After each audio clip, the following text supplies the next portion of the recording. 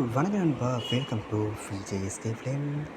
So இன்றைக்கி வந்து பார்க்க போகிறேன்னா, நான் வந்து ஸ்லதா டேரக்ஷனில் அப்கம் ரிலீஸ் ஆகக்கூடிய ஒரு தமிழ் திரைப்படம் தான் மரகத மலை. இந்த படம் எதிர்பார்ப்பு ஃபேன்ஸ் எனக்கு சொல்லலாம்.